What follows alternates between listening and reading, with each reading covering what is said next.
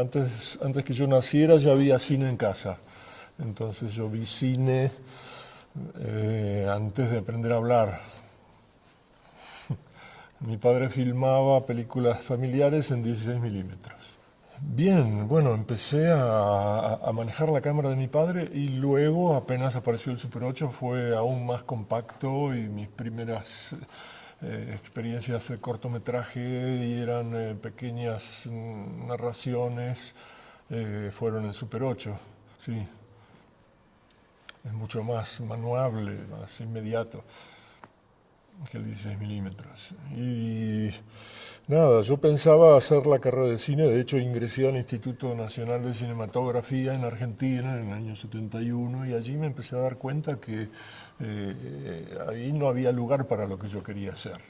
Entonces seguí haciendo mis propias películas y en grupos de cineastas experimentales y amateurs hice mis primeros pasos. Bueno, la decisión de dedicarme por completo al cine experimental fue aquí, viviendo en Barcelona en el año 1974 y 75, y hice mis tres primeras películas completamente experimentales en Barcelona y en Sitges.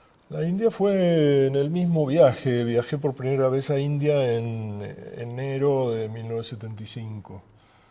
Sí. Y estudié un poco de música.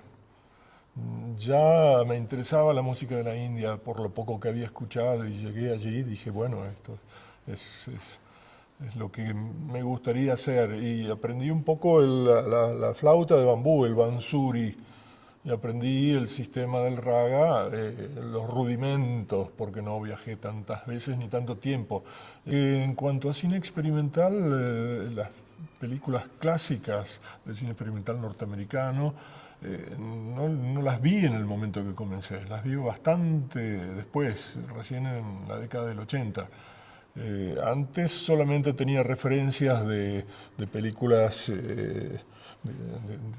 del New American Cinema y había visto algún film de Jonas Mekas, concretamente el Calabozo de Brieg, que era la única copia que había en Buenos Aires de una película de Mekas. Había visto alguna película de James Whitney, un cineasta abstracto, un film que se llama Lápiz, hecho con una computadora analógica. Y por supuesto, tenían una gran distribución mundial en ese momento las películas de Norman McLaren, que estaban pintadas a mano y con sonido óptico dibujado, etcétera, etcétera. Eso era todo lo que se conocía cuando yo estudié cine experimental. Pero bueno, en ese momento el cine de Hollywood y el cine inglés ya tenía animaciones muy complejas en las secuencias de títulos. A mí me interesaba a veces más eso que la película en sí. Y yo manipulaba también material de 35 milímetros en casa porque mi padre era coleccionista, entonces miraba las películas y eso me ayudaba a descifrar el modo en que estaban hechas. Y luego, en cuanto al cine experimental propiamente dicho y hecho en la Argentina, conocí a Narcisa Hirsch, que ella venía haciendo películas en la década del 60, y a Jorge Honig, que había hecho también películas de viaje aquí en Barcelona y en la India, y una película muy minuciosa de animación hecha en su propia casa.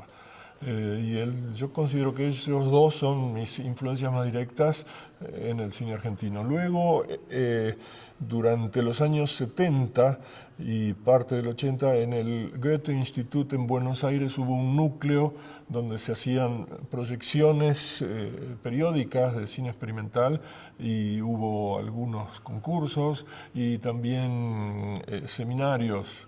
Básicamente dieron un seminario Bernard Neckes, que es un reconocido cineasta experimental alemán.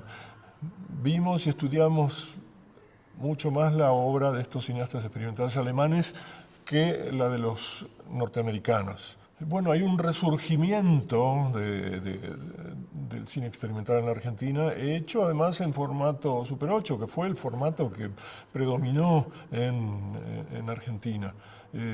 Los costos allá para el cine 16 milímetros profesional son muy altos y el cineasta experimental generalmente no tiene un centavo, entonces el Super 8 es más accesible. Sí. Y además ahora lo que estamos haciendo junto con gente en España como Ángel Rueda es una especie de arqueología tecnológica, porque hay que mantener esos equipos en buen funcionamiento y ya no se fabrican y no hay repuestos, entonces es todo un mantenimiento realmente museológico el que se está haciendo con el Super 8 y con el 16 milímetros también. Y la última tendencia que ha aparecido con mucha fuerza hace 10 años es el de la performance, el de cambiar las condiciones, los parámetros de la obra en tiempo real, en vivo. Y es complejo. Yo estuve muchos años retirado sin hacer nada, y no, sin hacer cine, quiero decir, trabajando en otras cosas. Y yo ya tenía una obra bastante amplia de Super 8 y durante muchos años no se mostró, no se vio. Entonces yo primero quise equiparme con el viejo formato para completar la exhibición de esta obra. Y nada, ver el Super 8 así de la forma que lo proyectamos nosotros y como yo he filmado estas películas, es una experiencia aurática porque lo que vemos es lo mismo que estuvo en la cámara. Esto no son copias, el mismo celuloide que estuvo en la cámara es el que yo proyecto.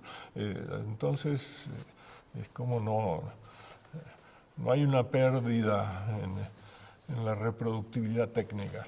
Además, lo que pasa con el cinematógrafo, propiamente dicho, el invento Lumière miniaturizado y perfeccionado durante todo el siglo XX, es que el instante de oscuridad entre un fotograma y otro es irreemplazable. Es irreemplazable el soporte físico, la materialidad física de la imagen y el instante de oscuridad, que esto en ningún formato vídeo existe. Sí, eso es una recurrencia constante a la arqueología de la prehistoria del cine, de la cronofotografía, y ese instante de oscuridad es el que permite a nuestra imaginación y a nuestro cerebro trabajar con más libertad mientras vemos una película de cine. Y además implica una gramática y una sintaxis que es diferente a la de la imagen electrónica. Yo me considero un cineasta, pero sobre todo un camarógrafo y un operador de proyección.